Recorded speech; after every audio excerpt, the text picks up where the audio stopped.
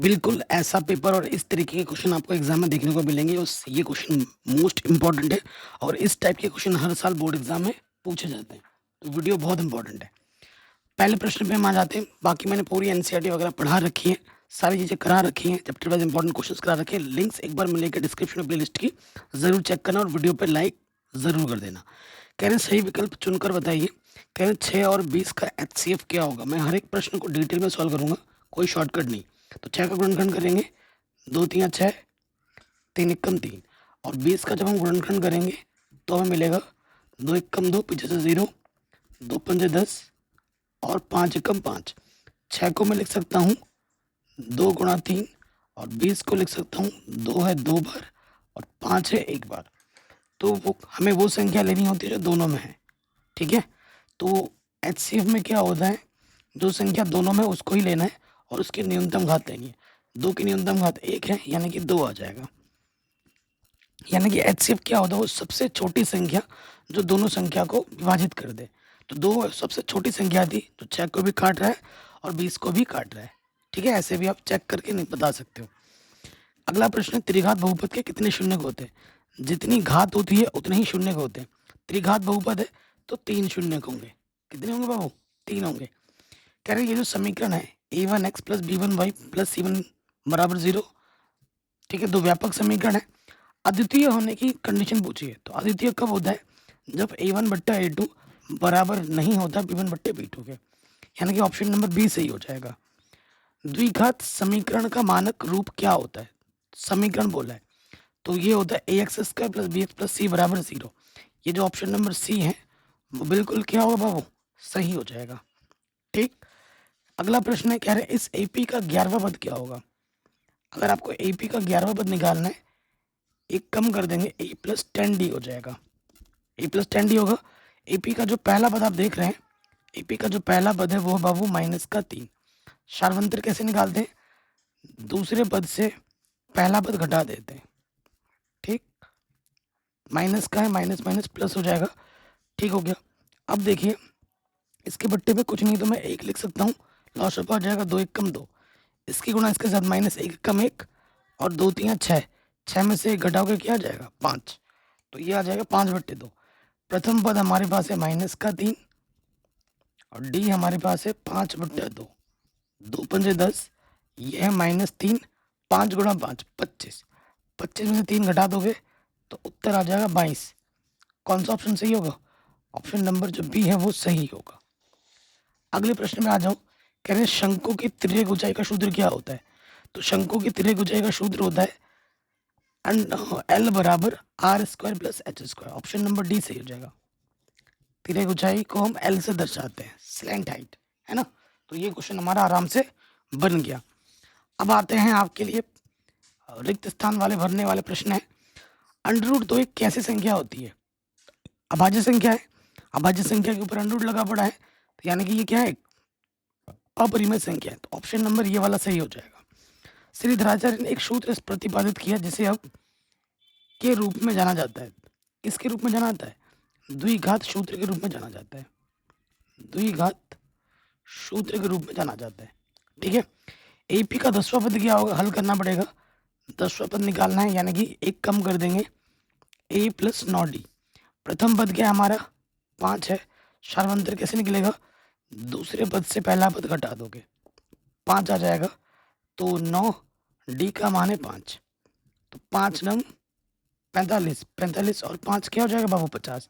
तो इसका 10वां पद कितना है बाबू? 50 है। सभी डैश त्रिभुज समरूप होते हैं, समबाहु या सम द्विबाहु? तो आंसर आएगा समबाहु। ठीक है, कह रहे किसी बिंदु की एक्स अक्ष से दूरी क्या कहलाती है? एक्स अक्ष से दूरी, देखो एक्स अक्ष से दूरी क्या होती है भाई? एक्स वाले को हम कहते हैं भुज और वाई वाले को हम क्या कहते हैं? कोटि। तो ये भुज हुआ, ये कोटि। तो एक्स अक्ष से दूरी यानी कि वाई, वाई क्या कहलाएगी बाबू? कोटि कहलाएगी। क्या कहलाएगी? कोटि। एक निश्चित घटना की प्रायिकता कितनी होती है? निश्चित घटना की प्रायिकता 1 होती है, अनिश्चित घटना की प्रायिकता 0 होती है। ठीक है, तो ये क्वेश्चन भी हमारा बड़े आराम से बन गया। अब आते हैं अगले प्रश्न में। ये शानदार क्वेश्चन है और ऐसे ही प्रश्न आपको एग्जाम में देखने को मिलेंगे। ऐसे में ढेर सारे क्वेश्चंस करा दूंगा आपके प्रैक्टिस के लिए। कह रहे साइन स्क्वायर ए प्लस कॉस स्क्वायर ए का मान कितना होता है? 1 सर्वसमी का है, तो ये हो जाएगा 1। कह रहे tan 90 माइनस थीटा क्या होता है? Cot theta. ऑप्शन नंबर इसका हो जाएगा सॉरी ये जी, ठीक है, जी हो जाएगा। देखो यहाँ पर इसका आंसर क्या आ जाएगा? 9 आ जाएगा। 9 यहाँ से उपनिष्ठ है, अंदर आ जाएगा सेक स्क्वायर है माइनस का tan स्क्वायर है, जो कि एक सर्वसमीका होती है जिसका मान 1 होता है, तो 9 1 कम 9 आ जाएगा। तो इसका ऑप्शन नंबर कौन सही हो जाएगा? एफ। ठीक, इन दोनों बीच की दूरी क्या होगी? देखो वर्ग का क्षेत्रफल क्या होता है? भुजा गुणा भुजाएं, ई हो जाएगा। घनाभ का आयतन क्या होता है? घनाभ का आयतन होता है लंबाई गुणा चौड़ाई गुणा ऊंचाई होता है, ठीक है। तो पहले ये आ जाएगा, ए बी सी लिख दूं क्या? अगर ये लंबाई है, बी चौड़ाई है, सी ऊंचाई है, तो ये हो जाएगा सी वाला ऑप्शन, घनाभ का, है ना। घन नहीं बोला, घनाभ बोला, ये ध्यान रखना। ए आपका लंबाई है, बी आपका चौड़ाई है, सी आपका ऊंचाई है, ध्यान रखिएगा। अब ये बच गया, इसका आंसर आ जाएगा 125। देखो दो बिंदुओं के बीच की दूरी है, मैं निकाल के दिखाता हूँ। x1 माइनस x2 का वर्ग, y1 माइनस y2 का वर्ग, 3 बचेगा माइनस माइनस 3 का वर्ग 9, 4 बचेगा 4 का वर्ग 16, 25 आ जाएगा। 25 का वर्गमूल कितना होता है? 5। तो इसका आंसर आ जाएगा 5, ऑप्शन नंबर पहला, ठीक है। कोई भी डाउट हो आप एक बार दोबारा देख सकते हैं। अब जो प्रश्न है आपको एक वाक्य में आंसर लिखना है, ठीक। तो आ जाते हैं, कह रहे द्विघात समीकरण के लिए विभक्तिकर का सूत्र लिखिए। तो विभक्तिकर का सूत्र d बराबर होता है बी स्क्वायर माइनस का 4ac, ठीक। किसी एपी के n पदों का योग ज्ञात करने का सूत्र एन बराबर क्या होता है? n/2 2a प्लस n-1 गुणा d, ये होता है। उन्नयन कोण क्या होता है? उन्नयन कोण क्या होता है, मैं बोल दे रहा हूँ, आप लिख लेना कि जो क्षैतिज रेखा होती है और जो दृष्टि रेखा होती है उसके बीच में जो कोण बनता है उसे हम उन्नयन कोण कहते हैं। क्षैतिज रेखा तथा दृष्टि रेखा के बीच बनने वाले कोण को हम उन्नयन कोण कहते हैं। स्पर्श रेखा और वृत्त के उपनिष्ठ बिंदु को हम क्या कहते हैं? स्पर्श बिंदु कहते हैं,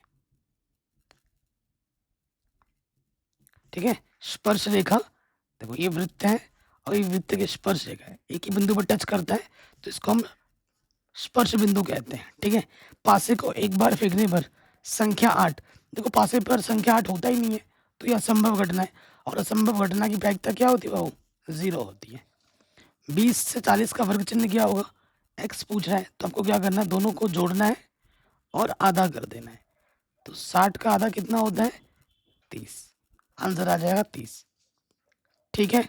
कोई भी डाउट हो आप दोबारा देख सकते हैं। आगे बढ़ते हैं, नेक्स्ट क्वेश्चन आपसे बोल रहा है दो समरूप त्रिभुजों की संगत भुजाएं समानुपाती होती हैं, सत्य सत्य बताना है। अगर दो त्रिभुज समरूप है तो संगत भुजाएं समानुपाती ही होती हैं, ये कथन बिल्कुल सही है। दो समरूप त्रिभुजों के क्षेत्रफलों का अनुपात इनकी संगत भुजा के अनुपात के बराबर होता है, ठीक है। संगत भुजा के अनुपात के वर्ग के बराबर होता है, यहाँ वर्ग नहीं लिखा है तो ये स्टेटमेंट गलत है। दृष्टि रेखा प्रेक्षक की आंख को उस वस्तु के बिंदु को मिलाने वाली रेखा होती है, बिल्कुल सही बात है। स्पर्श रेखा ही छेदक रेखा है, गलत। स्पर्श रेखा एक बिंदु पर कट करता है, छेदक रेखा 2 बिंदु पर कट करता है। देखो ये है छेदक रेखा, ये कितने बिंदु पर कट कर रहा है? 2। और ये है स्पर्श रेखा, ये कहाँ पे कितने बिंदु पर टच करता है? 1। तो ये और ये अलग अलग हैं। कह रहा है इन दोनों बिंदुओं के बीच की दूरी इतनी होगी, तो ये x1 है, y1 है, और ये क्या बाबू? ये मूल बिंदु है।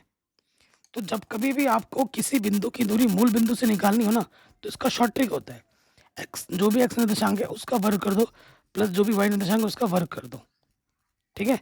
तो 7 का वर्ग प्लस 1 का वर्ग, तो 7 49 प्लस 1, तो ये आ जाएगा 50। 50 का वर्गमूल होता है 5√2, तो ये कथन बिल्कुल सही है।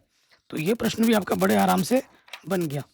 अब हम आते हैं हमारे सब्जेक्टिव प्रश्नों में। अगर आपको इसका पीडीएफ भी चाहिए तो वो भी मिल जाएगा, क्वेश्चन विद सोल्यूशन का। बस आपको क्या करना होगा? वीडियो लाइक करना होगा, वीडियो शेयर करना होगा, कमेंट करना होगा, और डिस्क्रिप्शन में जो प्लेलिस्ट है 4 वीडियो पे जाके कमेंट करना होगा देख के कि इतने मिनट तक मैंने देखा है, तो मैं इसका पीडीएफ और इसके साथ बाकी पीडीएफ भी फ्री में दे दूंगा आपको, ठीक है। तो प्लीज़ इतना काम कर दो, ठीक है। बाकी डिस्क्रिप्शन में चेक कर लेना। 140 के अभाज्य गुणनखंड हमें लिखने हैं, तो 140 का अभाज्य गुणनखंड करो। 2 सत्ते 14, पीछे से 0, 2 तियाँ 6, 1 बचा, 10 हो गए, 2 पंजे 10, तो 5 सत्ते 35, 7 एकम 7। ठीक है, तो मैं 140 को लिख सकता हूँ। 2 कितनी बार है? 2 बार, 5 है 1 बार, 7 है 1 बार। ठीक, अगर 2 प्रश्न हैं आपको करना तो एक ही है, जो आपको आसान लगे, जैसे इन दोनों में आसान पहला वाला है तो वही करना है।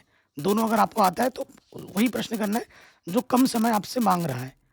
ठीक है, कह रहे हैं दोनों संख्याओं का एचसीएफ 9 है तो दोनों संख्याओं का एलसीएम क्या होगा? तो हमको क्या दिया है, हमें दे रखा है एचसीएफ 306 657 का 9 दे रखा है, और हमें एलसीएम 306 और 657 का ज्ञात करना है। ठीक है, तो आप जानते हैं, यहाँ लिखोगे, चूंकि आप क्या जानते हैं कि संख्याओं का जो गुणनफल होता है, संख्याओं का गुणनफल जो होता है वो बराबर होता है एलसीएम गुणा उनके एचसीएफ के। ये नियम आप जानते होंगे। संख्या हमारे पास कितनी कितनी है? 306 है, दूसरी है 657। इनको गुणा कर दिया, एलसीएम हमको निकालना है, और एचसीएफ हमारा 9 दे रखा है। ठीक है, ये 9 गुणे में इधर के क्या हो जाएगा बाबू? बट्टे में आ जाएगा। 306 गुणा 657, 9 गुणे में इधर के बट्टे में आ गया। 9 से काटोगे, 9 तिया 27, 3 बजा, 9 चौको 36। ठीक है, अब आपको क्या करना है? गुणा कर देना है 657 को 34 के साथ। ठीक है, जो भी गुणा करोगे आएगा वो आंसर आएगा। तो ये गुणा भाग आपको रफ में नहीं करना है, साइड में थोड़ी जगह बचेगी ना, इतनी यहीं पर करके दिखा दो। यहाँ लिखो 657 और यहाँ लिख दो 34 और गुणा कर लो। 4 सत्ते 28, हासिल लगा 2, 4 पंजे 20 और 2 22, हासिल लगा 2, 4 छंग 24 और 2 26, 3 सत्ते 21, हासिल लगा 2, 3 बचे 15 और 2 17, हासिल लगा 1, 3 छंग 18 और 1 19। तो ये हो गया 8, 3, ये हो जाएगा 13, हासिल लगा 1, 9 2 11 और 1 12, हासिल लिखता हूँ, ये आंसर आ जाएगा 22 33 8। ठीक है, ये ऐसे प्रश्न है जो बोर्ड एग्जाम में बार बार रिपीट मोड में पूछे जाते हैं। अगले प्रश्न में आ जाओ, हमें दिखाना है कि ये जो संख्या है वो अपरिमेय संख्या है, ये जो संख्या है वो अपरिमेय संख्या है।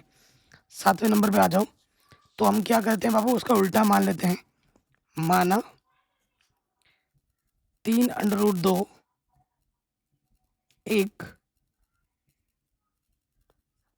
परिमेय संख्या है। माना 3√2 एक क्या है बाबू? एक परिमेय संख्या है। अगर ये एक परिमेय संख्या है तो आप जानते हो दुनिया की कोई भी परिमेय संख्या है उसे हम p/q के रूप में लिख सकते हैं, जहां पर इस q का मान कभी 0 नहीं होगा। p और q हमारे क्या होंगे? पूर्णांक होते हैं, तथा जो HCF होता है p और q का वो 1 होता है। ये लिखना है, नहीं तो नंबर पूरे नहीं मिलेंगे। अब लॉजिक क्या होता है? अंडर रूट को एक तरफ रखो, बाकी सबको एक तरफ ले जाओ, 3 गुणे में इधर के बट्टे में आ जाएगा। ठीक, इसको समीकरण 1 मान लेते हैं। अब आप जानते हो ये संख्या क्या है, क्योंकि p/q परिमेय है, 3 एक परिमेय, परिमेय को परिमेय से भाग करो, गुणा करो, परिमेय रहता है, और अभाज्य संख्या के ऊपर अंडर रूट लगा है, तो ये क्या है? अपरिमेय संख्या है। तो आप यहाँ लिखोगे, चूंकि p/3q एक परिमेय संख्या है, एक परिमेय संख्या है, तथा √2 एक अपरिमेय संख्या है,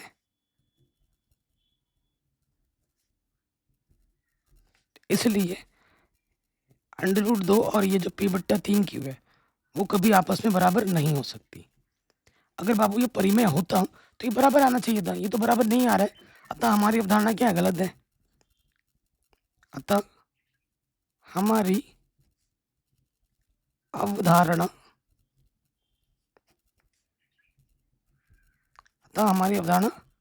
गलत है।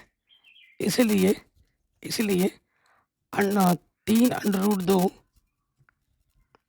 एक अपरिमेय अपरिमेय संख्या है।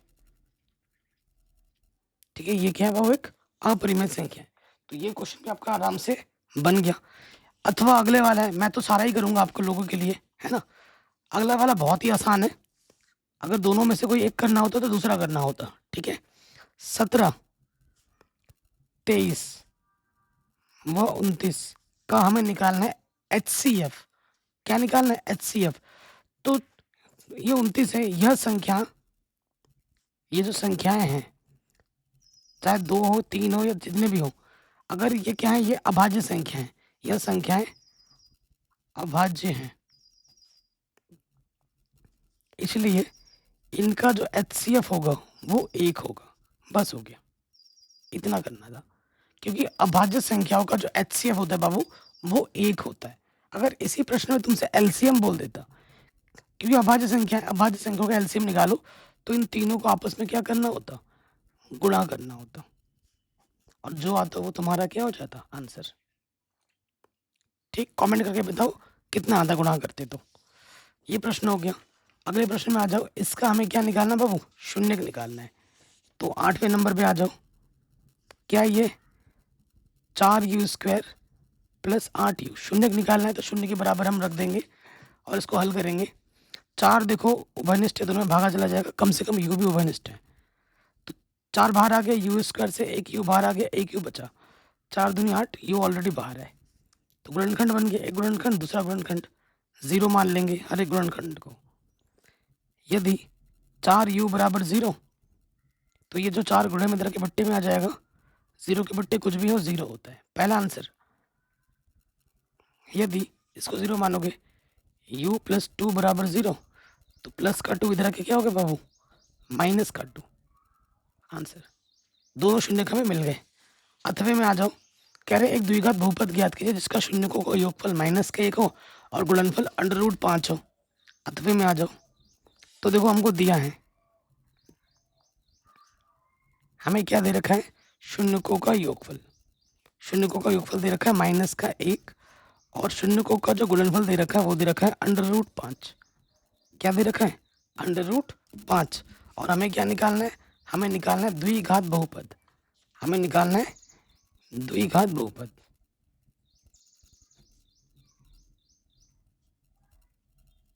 द्विघात बहुपद का जो सूत्र होता है वो होता है x² minus alpha plus beta x plus में अल्फा बीटा, है कि नहीं। यहाँ पर मान रख देंगे, अल्फा प्लस बीटा का मान है -1 गुणे में है एक्स, और अल्फा बीटा का मान है √5। तो नेगेटिव नेगेटिव पॉजिटिव, x एक कम x होता है, और यहाँ से है √5। कई बच्चे बराबर 0 लगा देते हैं, बराबर 0 लगाओगे तो समीकरण हो जाएगा। आपसे बहुपद पूछा है, समीकरण नहीं। तो ये क्वेश्चन भी हमारा बड़े आराम से बन गया। ठीक है, ये हो गया। आगे बढ़ते हैं अगले प्रश्न में। हमसे क्या बोला जा रहा है? अनुपातों की तुलना करके ज्ञात कीजिए, ठीक है, कि ये क्या है। ठीक है, अनुपातों की तुलना करके ज्ञात कीजिए कि ये क्या है। तो 90 नंबर में आ जाओ, लिखेंगे दिया है, समीकरण को ढंग से पहले लिख लेना है। हमें दे रखा है 3x प्लस 2y प्लस का 5 इधर के हो जाएगा माइनस का 5। पहला समीकरण 2x माइनस के 8y प्लस का 7 इधर के हो जाएगा माइनस के 7, समीकरण नंबर 2। ठीक, अब आ जाएंगे यहाँ, चूंकि a1 बट्टा a2 निकालोगे, फिर b1 बट्टा b2 निकालोगे, और फिर c1 बट्टा c2 निकालोगे। ठीक, निकालते हैं a1 बट्टा a2, क्या हो जाएगा देखो, a1 क्या है? x का गुणज, a2 क्या है? दूसरे वाले का गुणज, 3/2। और यहाँ देखो, यहाँ पर है b1 क्या होता है? y का गुणज, b2 क्या है? 8। चिन्ह के साथ देखो, 2 एक कम दे, 2 चौको 8, तो ये आया है -1/4। चूंकि ये दोनों बराबर नहीं है, अगर बराबर आते तो हम ये वाला निकालते हैं, चूंकि बराबर नहीं आए तो वहीं पर रुक जाओ। चूंकि a1 बट्टा a2 बराबर नहीं है b1 बट्टा b2 के, इसलिए यह प्रतिच्छेद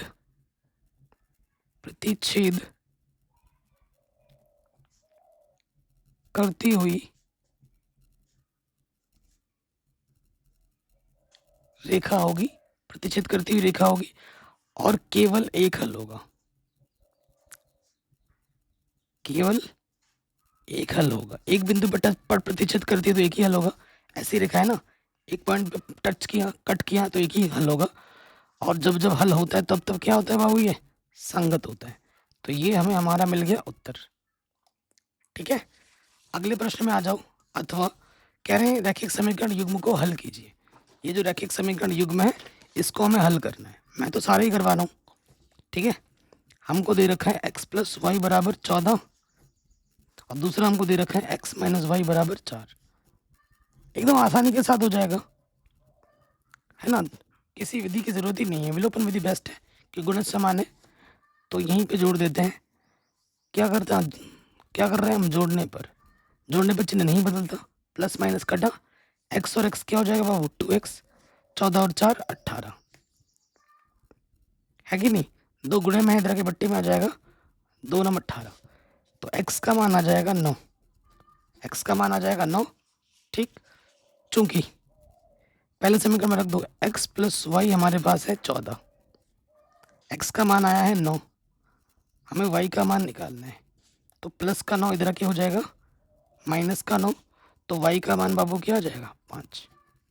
तो ये हमें हमारे x और y के मान आराम से मिल गए। ठीक है, कोई दिक्कत परेशानी नहीं होगी। अगले प्रश्न में आ जाओ। शून्यकों की संख्या बतानी है। भाई ये तो एकदम हलवा क्वेश्चन है। ठीक है, मैं चित्र बना के भी दिखा दे रहा हूँ, फट से, आसान सा चित्र है ये है। ठीक है, तो शून्यकों की संख्या, शून्यक देखो एक्स अक्ष में जितने कट पॉइंट मिलते हैं उतने ही हमारे शून्यक होते हैं। कितने कट पॉइंट है, 3, तो शून्यक कितने होंगे, 3 होंगे। ठीक है, आराम से बन गया। अगला प्रश्न कह रहे बहुपद के शून्यकों का योगफल क्या होगा। बहुपद के शून्यकों का योगफल क्या होगा, अथवा वाला प्रश्न है। तो हमारे पास दिया है, हमें दिया है बहुपद, बहुपद हमको दे रखे हैं एक्स स्क्वायर माइनस का 3। ठीक है, हमें निकालना है इसका योगफल। तो उसके लिए मुझे क्या चाहिए होगा, ए चाहिए होगा। ए क्या होता है, एक्स स्क्वायर का गुणज, कुछ नहीं होता तो ए होता है। बी हमारे पास क्या होता है, एक्स का गुणज, है क्या, नहीं है तो 0। और सी होता है हमारा अचर पद। ठीक, हमें निकालना है शून्यकों का योगफल, शून्यकों का योगफल, जिसका सूत्र होता है माइनस के बी बट्टा ए, यही होता है ना। तो बी हमारे पास है 0, ए हमारे पास है 1, 0 के बट्टे कुछ भी हो, आंसर होता है 0। ठीक, लगे हाथ में गुणनफल भी बता देता हूँ, अगर शून्यकों का गुणनफल निकालना है। ठीक है, शून्यकों का गुणनफल अल्फा गुणा बीटा, इसका सूत्र होता है सी बट्टा है, सी क्या है अचर पद -3, ए क्या है 1। किसी भी संख्या को 1 से भाग देते जो संख्या होती है वही आ जाता है, आंसर आएगा -3। ठीक, कोई दिक्कत परेशानी नहीं होगी। तो ये प्रश्न भी हमारा बड़े आराम से बन गया। अब आ जाओ अगले वाले प्रश्न में। कह रहे हैं जांच कीजिए कि ये द्विघात समीकरण है या नहीं है। ठीक है, जांच करना है कि ये द्विघात समीकरण है या नहीं है। तो करते हैं जांच। तो देखिए हमारे पास है क्वेश्चन नंबर 11, इधर है एक्स स्क्वायर माइनस का 2x और इधर है -2 3 माइनस एक्स। ठीक है, तो देखो बाबू गुणा कर देंगे, एक्स स्क्वायर माइनस का 2x, तो 2 3 6, माइनस का हो जाएगा माइनस माइनस प्लस एक्स, ये हो जाएगा 2x। सबको एक तरफ लेके आओ, तो मैं प्लस का 2x इधर के माइनस का 2x और माइनस का 6 इधर के प्लस का 6, उधर कुछ नहीं बचा तो 0। एक्स स्क्वायर -2x माइनस के 4x प्लस का 6 बराबर 0। एक्स की अधिकतम घात कितनी है बाबू, 2 है, चूंकि एक्स की अधिकतम घात 2 है, इसलिए यह क्या है बाबू, द्विघात समीकरण है। इसीलिए यह द्विघात समीकरण है आंसर। कोई भी डाउट हो आप दोबारा देख सकते हैं। अब इसके अथवा में आ जाओ। अथवा में बोल रहा है कि विविक्तिकर निकालो, इसके अथवा में द्विघात समीकरण का विविक्तिकर ज्ञात कीजिए। तो हमें दे रखा है द्विघात समीकरण, द्विघात समीकरण हमको क्या दे रखा है, हमें दे रखा है 2x² माइनस का 4x प्लस 3 बराबर 0, ये द्विघात समीकरण हमको दे रखा है। तो यहाँ पर a क्या है x² का गुणज 2, b क्या है x का गुणज माइनस के 4 और c क्या है हमारे पास अचर पद 3। ठीक है, हमें निकालना है विविक्तिकर।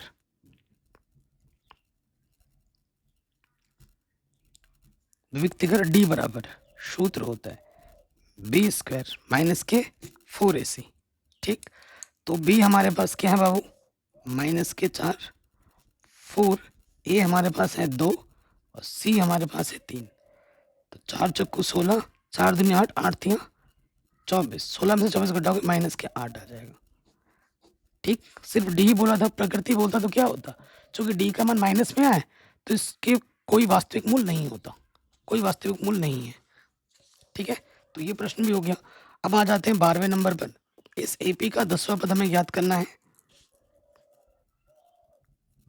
एपी पहले ही बोल रखा है उसने, क्या है हमारे पास 2, 7, 12 ऐसे चल रहा है। यहां देखो, यहां प्रथम पद,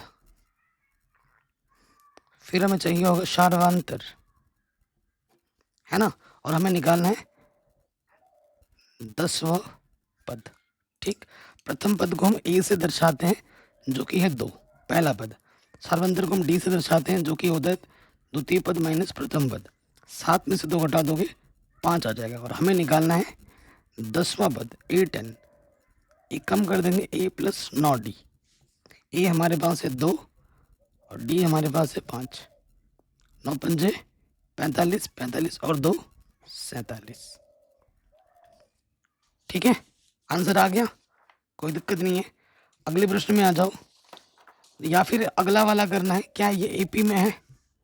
एपी में तभी होता है जब पदों के बीच का अंतर समान हो।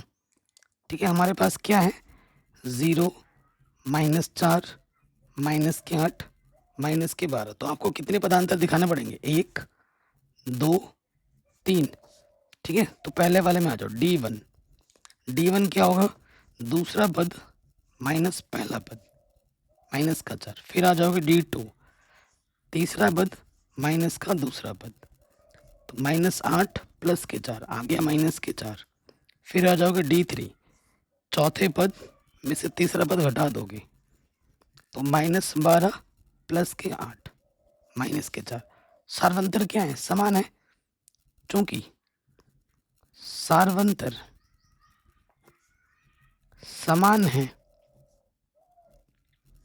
इसलिए यह एपी है, समांतर श्रेणी है।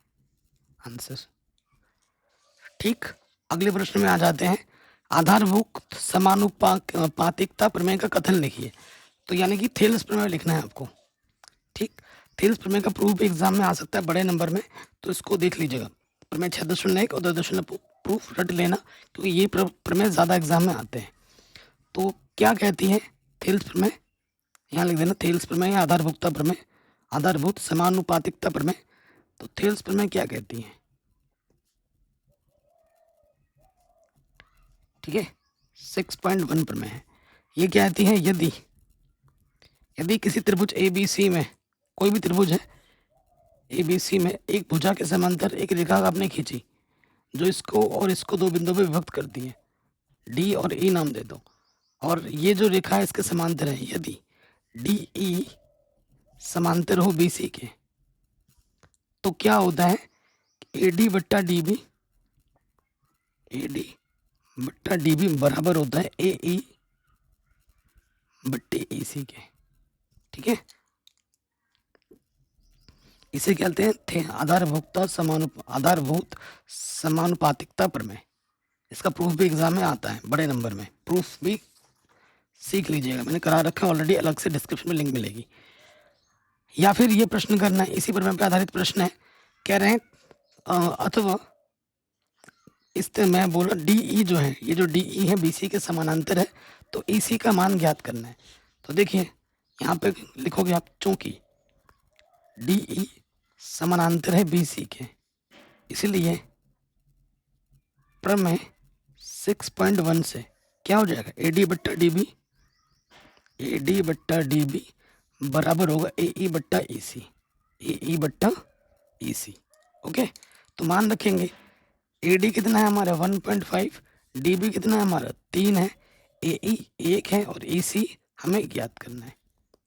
देखो 10 हटाया, एक स्थान एक जीरो बढ़ गया, 15 एकम 15, 15 दूनी 30, तिरछे गुणा कर दीजिए, तो ई सी एकम ई सी 2 एकम 2, तो ई सी का मान आ जाएगा बाबू 2 सेंटीमीटर।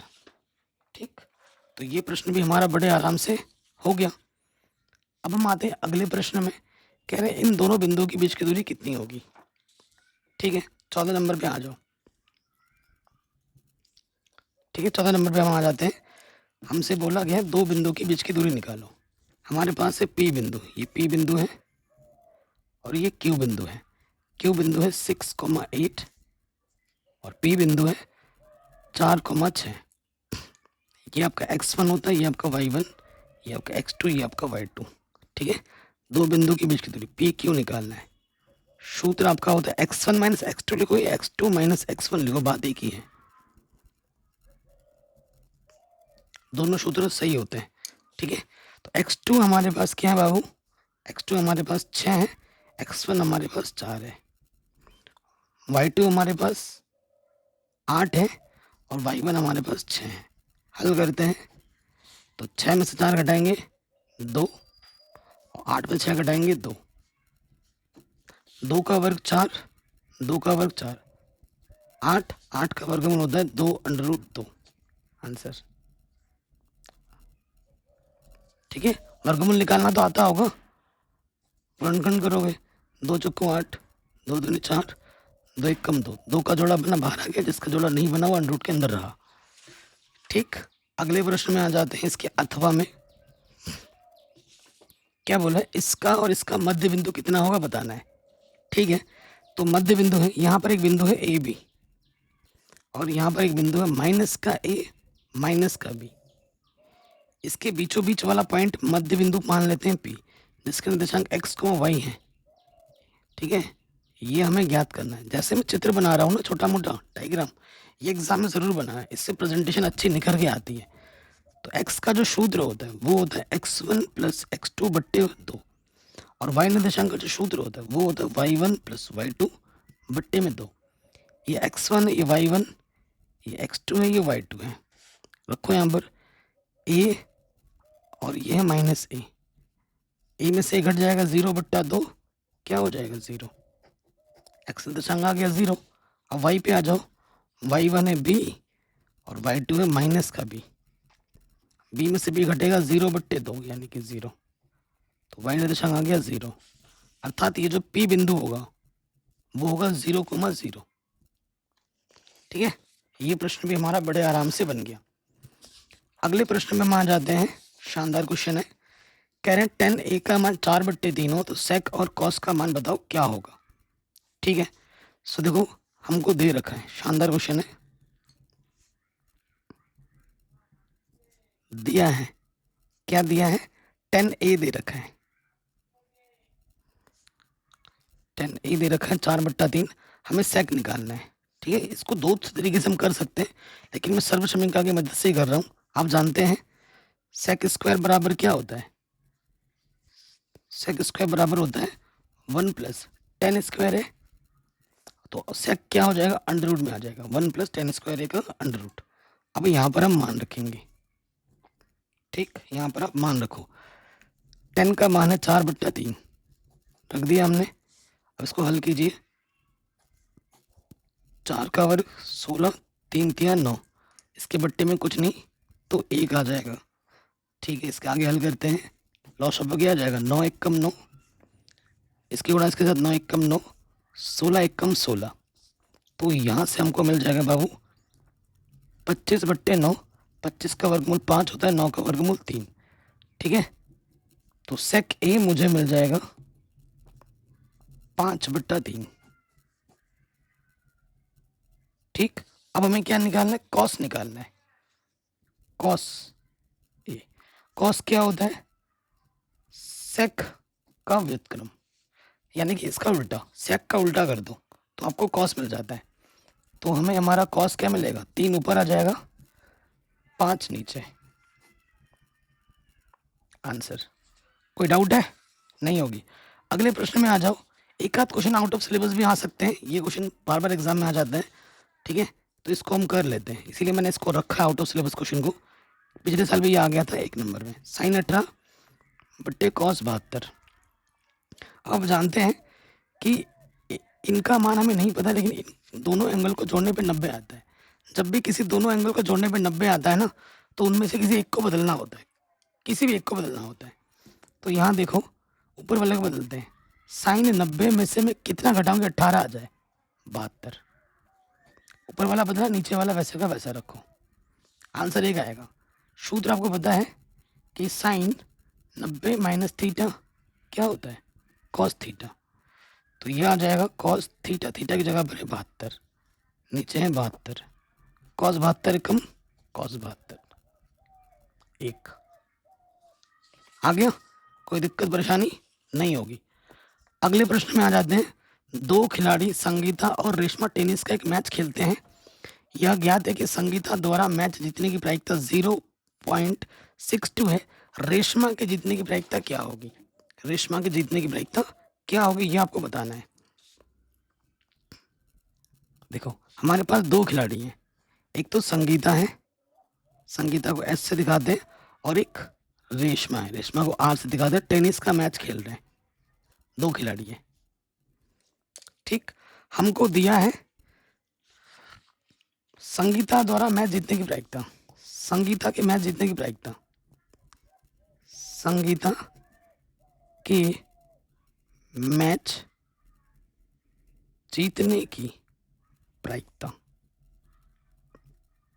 कितनी दे रखी है हमें बाबू? संगीता मतलब एस हमें दे रखा है कितना? 0.62, 0.62 दे रखा है। और मुझे रेशमा की जीतने की प्रायिकता निकालनी है। रेशमा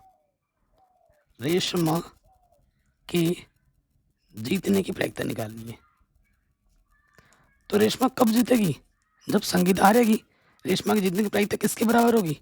संगीता के हारने की प्रायिकता के बराबर, संगीता के हारने की प्रायिकता के बराबर होगी। यानी कि मुझे जो निकालना है, इसलिए हमें संगीता के हारने की प्रायिकता निकालनी है। इसलिए संगीता के हारने की प्रायिकता PS' क्या होगा? किसी चीज़ के हार ना होने की प्रायिकता कैसे निकालते हैं? एक में से उस चीज़ की होने की प्रायिकता घटा देते हैं, घटा दो। तो क्या दे रखा है? 0.62। तो 1 को मैं लिख सकता हूँ 1.00, घटाना है मुझे 62, घटा दो। 10 में से 2 घटाएंगे 8, और 9 में से 6 घटाएंगे 3, आंसर आ जाएगा 0.38। तो रेशमा के जीतने की प्रायिकता होगी 0.38, ठीक है। या तो ये करना था या फिर इसके अगला वाला। इसके अगले वाले पे आ जाओ। एक थैले में 3 लाल 5 काली गेंदें हैं। इस थैले में से यादृच्छा एक गेंद निकाली जाती है, इसकी प्रायिकता क्या है कि गेंद लाल होगी। एकदम हलवा क्वेश्चन है कि नहीं? तो हमें दिया क्या है? दिया है लाल गेंद, लाल गेंद है 3। उसके बाद काली गेंद कितनी है? काली गेंद है 5, ठीक है। तो कुल गेंद कितनी हो जाएगी? कुल गेंद 3 + 5 8 हो जाएगी, ठीक है। प्रश्नानुसार लाल गेंद आने की प्रायिकता, प्रश्नानुसार लाल गेंद आने की प्रायिकता, प्रायिकता का सूत्र क्या होता है बाबू? ये होता है संभव परिणाम बट्टे में कुल परिणाम, यही होता है। तो संभव परिणाम कितना है हमारे पास? लाल 3 है, और कुल परिणाम कितना है? 8 है। आंसर आ जाएगा 3/8, ठीक। तो ये प्रश्न भी हमारा बड़े आराम से बन गया। अब आते हैं अगले प्रश्न में। कह रहे हैं एक पासे को एक बार फेंकने पर अभाज्य संख्या आने की प्रायिकता कितनी है, ये बताइए। ठीक है, सो देखो पासे पर जो परिणाम होते हैं, अगर पासा मतलब लूडो, पासे पर जो परिणाम होते हैं वो होता है 1 2 3 4 5 6, यही परिणाम होते हैं। और इनमें जो अभाज्य संख्या है,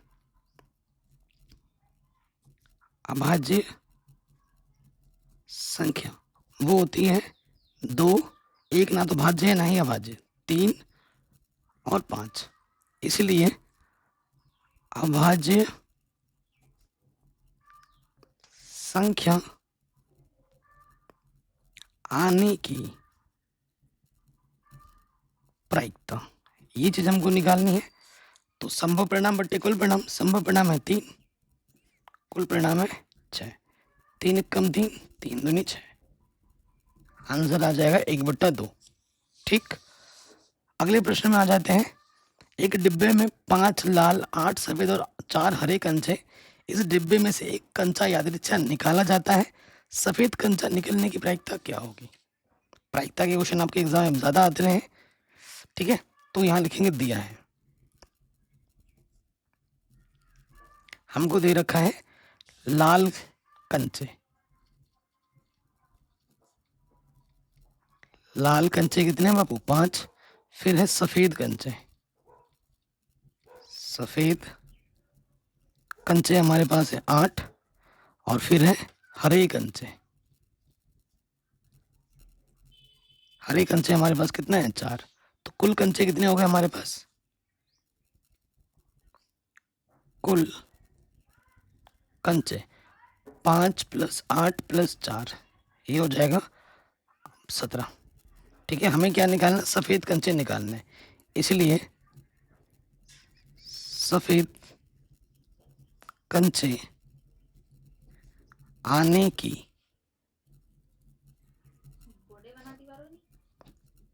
प्रायिकता,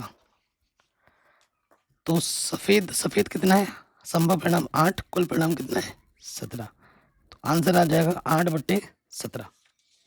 ठीक, तो ये प्रश्न भी हो गया आराम से। अब आते हैं अगले प्रश्न में। कह रहे धरती पर एक मीनार ऊर्ध्वाधर खड़ी है, धरती मतलब जमीन। ठीक है, 18 नंबर का क्वेश्चन है, शानदार प्रश्न है। हमारे पास क्या है, ये धरती है, ये धरती है, धरती पर एक मीनार ऊर्ध्वाधर मतलब सीधी खड़ी है, जमीन के सीधे, ऊर्ध्वाधर जब भी बोलेगा जमीन के साथ 90 डिग्री का कोण बना रहा है। धरती के एक बिंदु से जो मीनार से 15 मीटर की दूरी पर है, मीनार के पाद से 15 मीटर की दूरी पर है, और शिखर का जो उन्नयन कोण है, नीचे से ऊपर देखने पे जो कोण बन रहा है वो 60 बन रहा है। तो बताना मीनार की ऊंचाई कितनी होगी। तो मान लेते हैं भैया मीनार की ऊंचाई h होगी, जो कि हमें निकालना है। ये a है, ये b है और ये c है। ठीक, तो देखिए क्या हो जाएगा, यहाँ लिख देना, माना मीनार की ऊंचाई h है, माना मीनार की ऊंचाई h है। ठीक है, तो यहाँ आ जाओगे त्रिभुज ABC में। तो आप एक नियम जानते हैं बाबू, कौन सा नियम है, कि जो ये होता है लाला आम लाया, क्या होता है बाबू, कच्चा कच्चा आम, यही तो होता है नियम। यहाँ पे आपका होता है साइन, यहाँ कॉस, यहाँ टेन, नीचे से कॉसिक, फिर सेक और फिर कॉट, यही तो होता है। सो देखो ये चीज़ है, हम जानते हैं। हमारा नियम क्या होता है कि जो आपको निकालना है और जो आपको पता है वो चीज़ लगाओ। कोण के सामने वाली भुजा क्या होती है बाबू, लंब। 90 अंश के सामने वाली भुजा क्या होती है, कर्ण। तो ऑटोमेटिकली ये क्या हो गया, आधार। तो हमें संबंध जो लगाना है लंब और आधार में लगाना है। लंब मुझे निकालना है और आधार मुझे पता है। लंब बट्टे आधार क्या होता है, tan थीटा। थीटा मेरे पास है 60 डिग्री। BC का मान हमारे पास है h, AB का मान है हमारे पास 15, tan 60 का मान होता है √3। ये बट्टे का इधर आके क्या हो जाएगा बाबू, गुणे में, तो ये हो जाएगा 15 √3।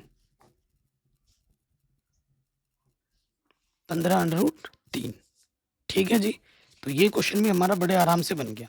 अब इसके आ जाओ अथवा में। ये वाला क्वेश्चन मैं जानबूझ के छोड़ रहा हूँ। ये है एनसीईआरटी का प्रश्नावली का 9.1 का क्वेश्चन नंबर 2।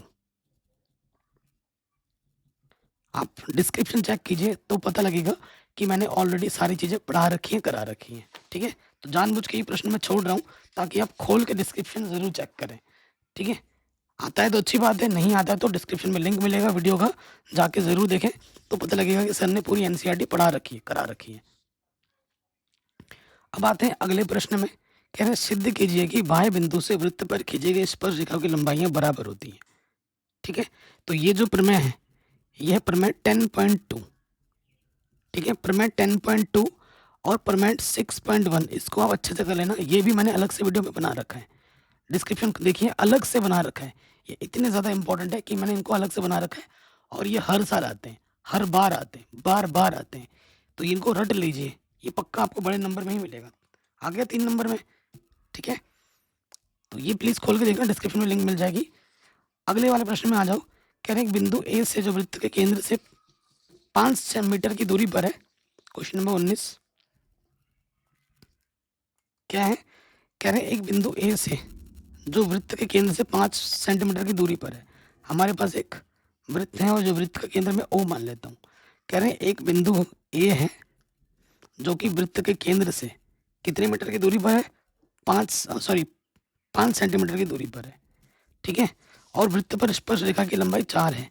यहाँ से अगर इससे स्पर्श रेखा डालोगे वृत्त पर तो उसकी लंबाई 4 है। उसकी लंबाई कितनी है? 4 सेंटीमीटर। तो वृत्त का त्रिज्या क्या होगा? इस बिंदु को मैं क्या नाम देता हूँ? एम नाम देता हूँ। ठीक है, तो हमें त्रिज्या निकालनी है। तो अब जानते हैं प्रमेय 10.1 से क्या जानते हो कि जो त्रिज्या होती है और जो स्पर्श रेखा होती है उसके बीच में 90 अंश का कोण बनता है। तो कोण एम कितना हो जाएगा बाबू? हमारा 90। अगर कोण हमारा एम 90 हो गया तो ये एक समकोण त्रिभुज बन गया। त्रिभुज ए एम ओ में पाइथागोरस प्रमेय लग जाएगा। फिर समकोण त्रिभुज में ही पाइथागोरस प्रमेय लगता है। पाइथागोरस प्रमेय क्या होता है? पाइथागोरस प्रमेय होता है कर्ण का जो वर्ग होता है वो बराबर होता है आधार का वर्ग प्लस लंब का वर्ग। ठीक है, तो कर्ण हमारे पास क्या है? 90 अंश के सामने वाले वो जो कर्ण होती है, कर्ण हमारा 5 है। ठीक है, आधार क्या है हमारा? आधार हमारा 4 है और लंब हमारा आर बोला मैंने इसको, त्रिज्या है। 5 का वर्ग 25, 4 का वर्ग 16। ठीक, संख्याओं को एक तरफ लेके आओगे, प्लस का 16 इधर के माइनस का 16 हो जाएगा, घटा देंगे तो ये 9 आ जाएगा। तो 9 का वर्गमूल कितना होता है? 9 का वर्गमूल 3 होता है।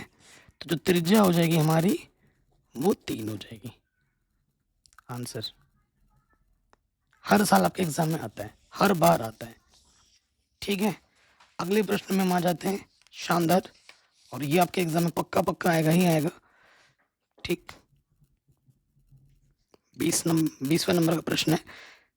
6 सेंटीमीटर त्रिज्या वाले वृत्त के त्रिज्यखंड का क्षेत्रफल ज्ञात कीजिए जिसका कोण 60 डिग्री है। देखो हमारे पास एक वृत्त है, त्रिज्या के द्वारा काटा गया खंड त्रिज्यखंड कहलाता है। ठीक है, त्रिज्या हमें दे रखा है 6 और कोण हमको दे रखा है 60 डिग्री। ठीक है, तो थोड़ा मोड़ा चित्र बना दोगे तो प्रेजेंटेशन अच्छा हो जाता है, और कोई मैटर नहीं है। दिया है हमें क्या दे रखा है बाबू? त्रिज्या में दे रखी है 6 सेंटीमीटर और कोण थीटा में दे रखा है 60 डिग्री। इसलिए त्रिज्यखंड का क्षेत्रफल क्या हो जाता है? सूत्र क्या होता है? थीटा बट्टे 360 गुणे में पाई आर स्क्वायर। ठीक, तो थीटा हमारे पास है 60 डिग्री, बट्टे में है 360, पाई का मान होता है 22/7 और त्रिज्या हमारे पास है 6, स्क्वायर है आर स्क्वायर, तो 6 गुणा 6 2 बार आएगा, 0 से 0 कटा। ठीक है, 6 छंग 36, एक 6 से एक 6 कटा, 22 छंग 132 बट्टे में 7, इतना सेंटीमीटर स्क्वायर आंसर आ जाएगा।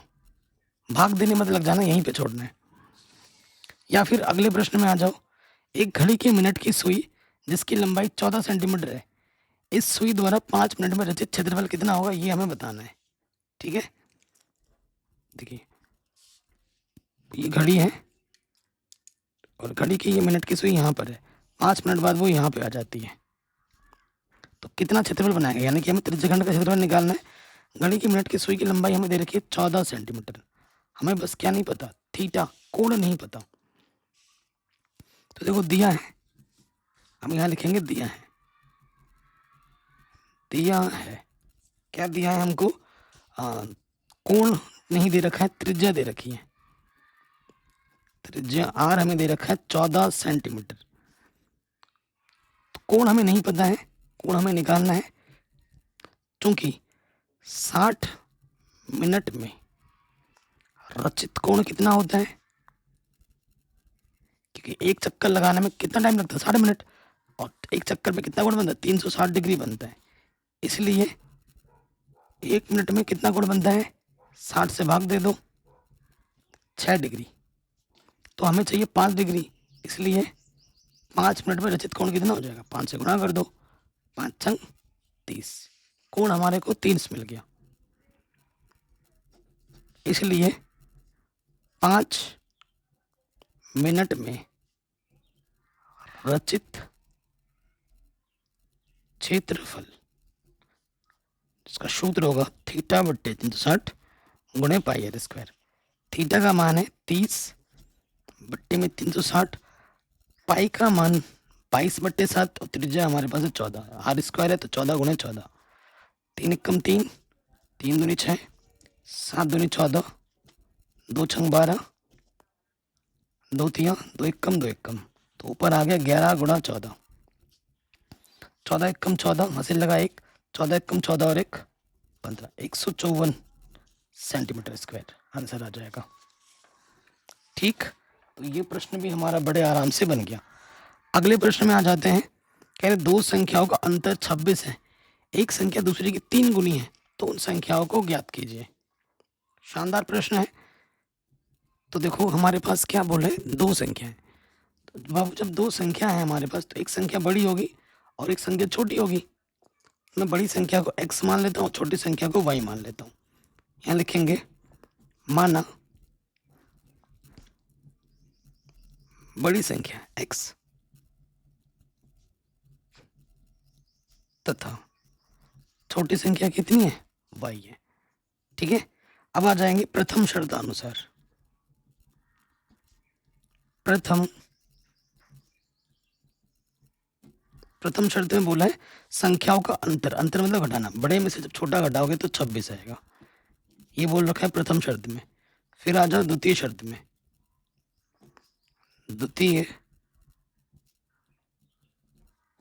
शर्तानुसार क्या बोला है कि जो बड़ी वाली संख्या है वो छोटी वाली संख्या की 3 गुनी है। ठीक है, एक संख्या दूसरी की 3 गुनी है, बड़ी वाली संख्या छोटी वाली की 3 गुनी है। अब क्या करोगे, x का मान उठाओगे और यहाँ पर रख दोगे, यहाँ लिखेंगे x का मान समीकरण 1 में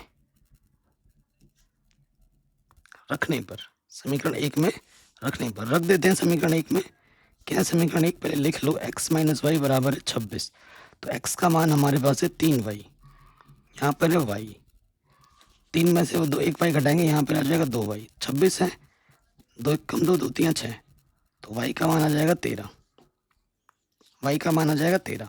y का मान उठाकर यहाँ रख दो, x का मान आ जाएगा, चूंकि x बराबर 3y है, y का मान है 13, 13 3 39, तो जो बड़ी संख्या है वो होगी 39 और छोटी संख्या कितनी होगी 13। ओके, या फिर अथवा में ये दो समीकरण दे रखे, इनको हल करना है, तो हम तो सभी कर रहे हैं। अथवा में आ जाओ, क्या दे रखा है, दिया है, ढंग से भी लिख लेंगे समीकरण को हम। हमें दे रखा है 3x माइनस के 5y माइनस के 4 बराबर 0, तो इसको ढंग से लिख लेंगे, माइनस का 4 इधर के क्या हो जाएगा, प्लस का 4, समीकरण 1।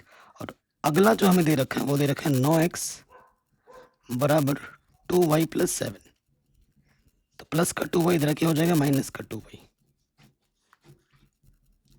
ये समीकरण को मैंने ढंग से लिख दिया।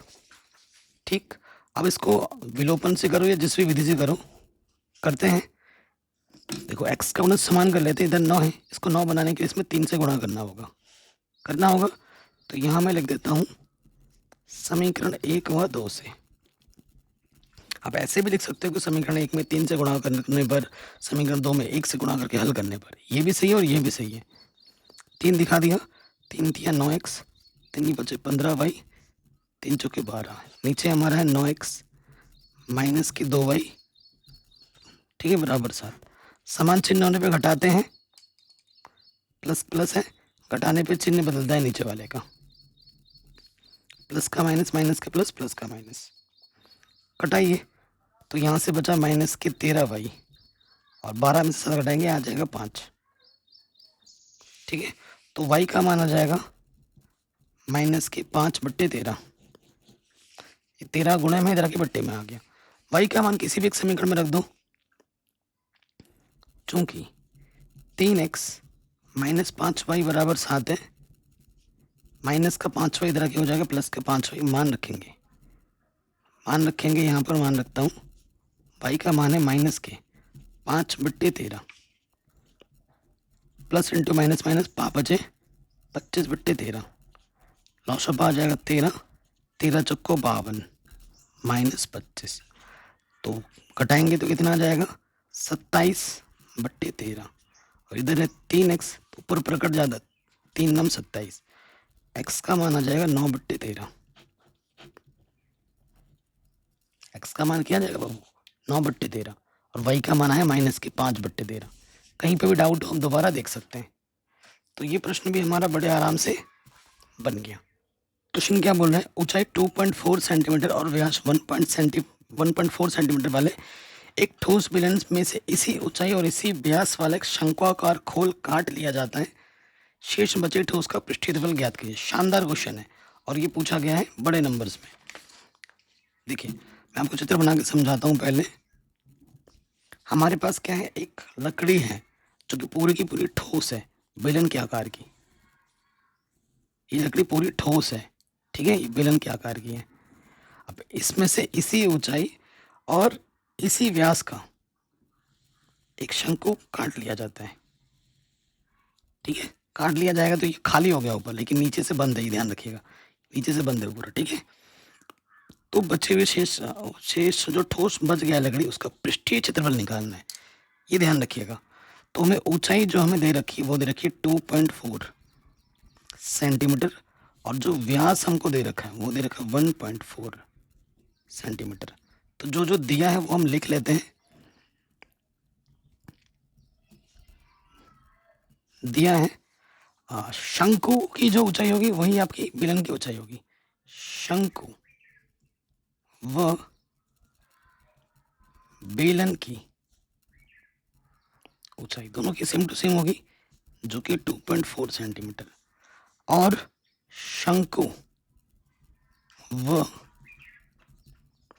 बेलन की त्रिज्या क्या होगी, व्यास 1.4 है तो व्यास की आधी होती है, तो ये हो जाएगी 0.7, ठीक है, 0.7 हो जाएगी। ठीक हो गया। अब आपको ना तिर्यक ऊंचाई भी चाहिए होगा, क्योंकि पृष्ठीय चाहिए तो तिर्यक ऊंचाई चाहिए होगा। चूंकि शंकु की तिर्यक ऊंचाई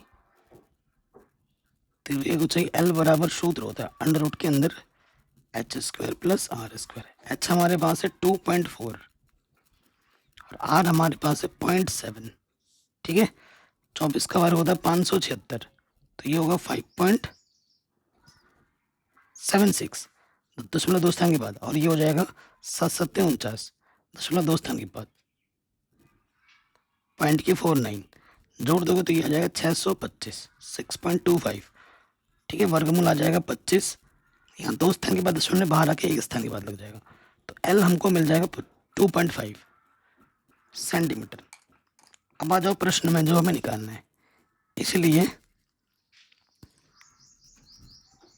बचे ठोस का पृष्ठीय क्षेत्रफल। अब ध्यान से देखना, बाहर से तो बाबू ये क्या है, एक बेलन है, यहाँ से बेलन है, कहाँ कहाँ पे तुम पन्नी चढ़ा सकते हो वो सोच लो। बेलन का पृष्ठीय क्षेत्रफल है प्लस निचले से क्या है, यहाँ पर वृत्त है, वृत्त का क्षेत्रफल। बच्चे इसमें ध्यान नहीं देते हैं। और अंदर अंदर से क्या है बाबू, एक शंकु है, शंकु का पृष्ठीय क्षेत्रफल। इसी वजह से क्वेश्चन बहुत इंपॉर्टेंट और एग्जाम में बार बार आता है। बेलन का पृष्ठीय क्षेत्रफल क्या होता है, 2πr/h, और शंकु का होता है πr/l, और वृत्त का होता है πr²। तो πr उभयनिष्ठ है, यहाँ से बचा गया 2h, यहाँ से बचा l, और यहाँ से बचा सिर्फ r। पाई का मान 22/7, r का मान 0.7, h का मान हमारे पास है 2.4, l का मान है 2.5, और r का मान है 0.7। 7 एकम 7, ठीक है, 7 एकम 7 हो गया। और ये आ जाएगा 22 एकम 22.1 स्थान के बाद, ये हो जाएगा 4.8, 2.5, 0.7। तो देखो यहाँ पे जोड़ो 4.8, 2.5 है ना, और 0.7। 5 7 12 और 8 20, हासिल लगा 2, 4 2 6 2 8, तो यहाँ आ जाएगा 8। तो 2.2 इंटू 8, 8 दूनी 16, 8 दूनी 16 और 1 17, 17.6 सेंटीमीटर स्क्वायर। ये हमें हमारा उत्तर मिल जाएगा। वेरी वेरी इंपॉर्टेंट क्वेश्चन है, आराम से बन गया। या फिर अथवा में ये क्वेश्चन दे रखा है कि एक ठोस एक अर्धगोले पर खड़े एक शंकु के आकार का है, जिसकी त्रिज्या 1 सेंटीमीटर है तथा शंकु की ऊंचाई उसी त्रिज्या के बराबर है। इस ठोस का आयतन पाई के पदों में ज्ञात कीजिए। देखो हमारे पास एक ठोस है जो कि अर्धगोले पर खड़े एक शंकु के आकार का है। ये हमारे पास ठोस है जो त्रिज्या ऊंचाई सेम टू सेम बोला है। त्रिज्या दे रखी है 1 सेंटीमीटर और ऊंचाई भी हमको दे रखी है 1 सेंटीमीटर। ठीक, तो जो जो हमको दे रखा है वो लिख लेते हैं। दिया है, क्या दिया है, त्रिज्या शंकु की और अर्धगोले की दोनों की सेम है। सिर्फ त्रिज्या कितनी है, 1 सेंटीमीटर, और ऊंचाई h जो है शंकु की वो भी है 1 सेंटीमीटर। हमें निकालना है ठोस का आयतन। अतः ठोस का आयतन पाई के पदों में निकालना है, तो पाई का मान मत रखना। ठोस का आयतन क्या हो जाएगा बाबू, अर्धगोले का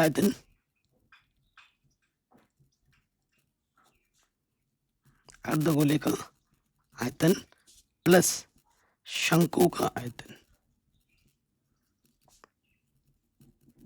ठीक, तो अर्धगोले का आयतन का जो सूत्र होता है वो होता है 2/3 πr³ और शंकु का आयतन 1/3 πr² h। 2/3 πr का मान है 1, 1/3 πr का मान है 1, h का मान भी है 1। यहाँ से बचा 2 π/3 और यहाँ से बचेगा π/3। लॉसपा दोनों का समान है, जब नीचे सेम होता है ऊपर वैसे का वैसा जुड़ जाता है। 2 पाई और 1 पाई 3 पाई, 3 से 3 घटा, आंसर आ जाएगा पाई सेंटीमीटर क्यूब आंसर। ठीक है, तो ये क्वेश्चन भी हमारा बड़े आराम से बन गया। अगले प्रश्न पे हम आ जाते हैं। कह रहे 35 नगरों की साक्षरता दर दिखाई गई है, हमें माध्य साक्षरता निकालनी है।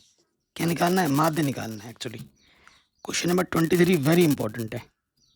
माध्यिका और बहुलक एग्जाम में आते ही आते, 3 में से 2 आएगा। ठीक है, तो हमें निकालना है माध्य। तो सबसे पहले यहाँ लिखते हैं वर्ग अंतराल। सबसे पहले क्या आएगा, वर्ग अंतराल। उसके बाद नगरों की संख्या यानी कि f। उसके बाद आपको चाहिए वर्ग चिन्ह x, और उसके बाद हम देखते हैं कौन सा विधि हम लगाते हैं। ठीक है, वो उस पर निर्भर करता है।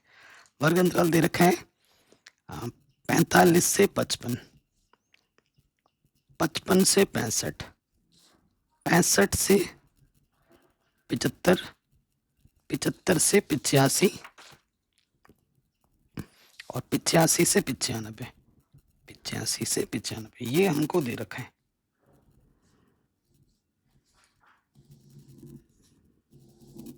ठीक, और यहां लिख देंगे हम कुल। एफ हमको दे रखा है 3, फिर ये दे रखा है 10, 11, 8 और 3, 35 नगर बोला है। इन सबको जोड़ोगे तो आपको मिलेगा 35। जोड़ के देख लो, नहीं मानते हो तो। अब एक्स निकालने का टेक्निक क्या होता है, इन सबको जोड़ो, कितना आ जाएगा 100, और जो भी जोड़ोगे उसका आधा कर दो। 100 का आधा कितना हो गया बाबू 50। और सब में कितने कितने का अंतर देखो, 55 से 65, 10-10 का अंतर है। 10-10 जोड़ते जाओ, 50 में 10 जोड़ोगे 60, 70, 80, 90। एक्चुअली ये 5, 6, 7, 8, 9 ही है, क्योंकि 0 का तो कोई वैल्यू बन नहीं रहा है। तो यहाँ सबसे आसान विधि हम लगा सकते हैं, कौन सी, प्रत्यक्ष विधि। इसमें क्या करना होगा, सामने सामने को गुणा करो, 5 तिया 15, 6 कम 6, पीछे से 2 0, 11 7 77, पीछे से 1 0, 8 8 64, पीछे से 1 0, ठीक है। और 9 तिया 27, पीछे से 1 0। माध्य निकालने का जो सूत्र होता है प्रत्यक्ष विधि में, हम कौन सी विधि लगा रहे हैं, प्रत्यक्ष विधि। किसी विधि का नाम बोलेगा तो उसी विधि से ही हल करना है। अगर किसी विधि का प्रयोग नहीं बोल रहे तो अपनी मर्जी से हल करो, जो तुम्हें अच्छा लगता है। प्रत्यक्ष विधि का सूत्र क्या होता है, एफ एक्स का कुल योगफल बट्टे में एफ का कुल योगफल। एफ का कुल योगफल 35 है। अब इसका कुल योगफल देखो 0, 5 और 7 12, 12 और 7 19, हासिल लगा 1। अच्छा 4 भी तो है, 5 और 7 12, 12 और 7 19, और 4 23 हो जाएगा। ये 4 दिख नहीं रहा था, 23, हासिल लगा 2। फिर देखिए 6 और 1 7, 7 और 7 14, 14 और 6 20, 20 और 2 22, 22 और हासिल 2 था, कितना हो गया 24। अब ये मान उठा कर यहाँ रख दो, 24 30 बट्टे में 35, 5 से काटो, 5 7 35, बच्चों को 20, 4 बजा, 5 8 40, 5 6 30। अब आपको 7 से भाग दे देना है इसमें, 7 6 42, 7 6 42, हटा देंगे तो क्या बचेगा 6 बचा, और यहाँ से आ गया 6, 7 8 56, 7 9 63, 7 9 63, घटाएंगे तो 3 आ गया, दशमलव लगाओ 0 बढ़ेगा, 7 चौको 28, घटाएंगे 2 बचा 0, 7 दूनी 14। तो आंसर हमारा दशमलव के 2 स्थान तक ले लो, वही बहुत है, ये आ जाएगा 69.42। ये हमें हमारा माध्य आराम से मिल जाएगा। कोई भी डाउट हो, कोई भी दिक्कत हो, आप एक बार प्रश्न को दोबारा देख सकते हैं, वीडियो को दोबारा देख सकते हैं। अगले प्रश्न में आते हैं, एग्जाम में बार बार आता है कि निम्नलिखित 225 बिजली उपकरणों के परीक्षित जीवन काल नीचे दिए गए हैं, बहुलक जीवन काल हमें ज्ञात करना है, बहुलक निकालना है। बड़े नंबर में आ जाता है हर साल। तो देखो ये बारंबारता है, 20 पे खत्म हो रहा है, 20 से स्टार्ट हो रहा है, तो हमें देखना है सबसे बड़ी बारंबारता। सबसे बड़ी बारंबारता को हम F1 से दर्शाते हैं, उसके बाद वाला होता है F2, और उसके पहले वाला होता है F0। F1 के जस्ट ऊपर वाले को हम कहते हैं बहुलक वर्ग। तो हमें हमारा जो बहुलक वर्ग मिल रहा वो मिला 60 से 80। ये बहुलक वर्ग की निम्न सीमा होती है 60, और कितने कितने का अंतर है, 20 का अंतर है। हमें निकालना है बहुलक। बहुलक का सूत्र होता है L plus F1 minus F0 गुणा H बट्टे में 2F1 माइनस F0 माइनस के F2। L हमारे पास है 60, F1 हमारे पास है 65, और F0 हमारे पास है 57, और H हमारे पास है 20। 2F1 65 दूनी 130, F0 है 57, और F2 हमारे पास है 38। कोई दिक्कत, कोई परेशानी नहीं होगी। अब देखो यहाँ नेगेटिव के 57 है, और यहाँ नेगेटिव का कितना है 38 है ना, तो ये हो जाएगा 95। यहाँ से घटा दो 5 8 आ जाएगा, 8 दूनी 16 हो जाएगा, ठीक है, 160 आ जाएगा इधर। 65 से 57 घटाओगे 8 बचेगा, 8 दूनी 16, 160 हो गया। अब 130 मुझसे 30 में से मुझे 95 घटा देना है, ठीक है। तो यहाँ से देखो घटा देंगे तो 30 और 5 35 बचेगा, 5 7 35, 5 3 15, 5 दूनी 10, 7 से काटोगे 32 को, 7 चौको 28, घटाएंगे तो कितना बचेगा 4 10 लगाओगे 0 आ जाएगा।